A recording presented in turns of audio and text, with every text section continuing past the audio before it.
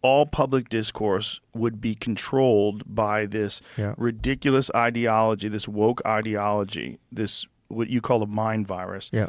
And that mind virus would have been used by corporations, and it has been, and used by government, and it has been used in order to enact more control over its citizens under the guise of protecting marginalized people and protecting ideas.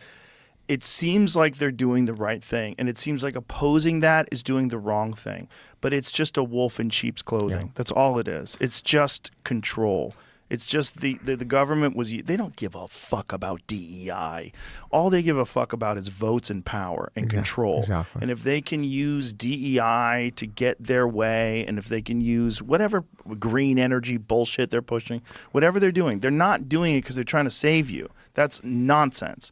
If you look at it from the perspective of this is to gain more power, more influence, and make more money, then you'll see things more clearly. So I've been asked in many different contexts, do you think that this is it? This is the end of all the parasitic stuff? And I keep imploring people to not be complacent. And don't be complacent. Exactly, because sure, Donald Trump is a huge doorstop to all the insanity. But here's the analogy I like to draw. So you know how there's the evolution of the superbug that comes about because of the misapplication of the antibiotic regimen? Yes. So what happens basically? I mean, it literally is a natural selection experiment, right? So yeah. So because I'm supposed to take the antibiotics for 5 days, but I only take it for 2 days, and I immediately feel a lot better, I stop taking it.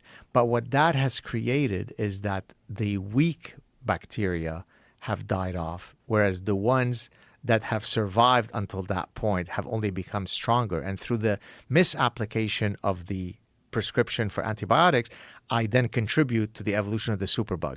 Right. So I argue, so I'm analogizing now with the woke mind virus. It's if you don't completely do the antibiotic regimen fully, which in this case means eradicating all those parasitic ideas everywhere, right? Yeah. Because it took 50 to 100 years for those bad ideas to originally be spawned and flourish in the university ecosystem. Right. So you're not going to get rid of them in a 4-year term with Donald Trump and we never see them again. Right. So it has to be a continuous cultural war to eradicate those. Now, you'd like to think that it won't take 50 to 100 years to eradicate them, but it's not going to start and end with Trump. Right. I'm thinking you agree with that, yes? No, I definitely do agree with that.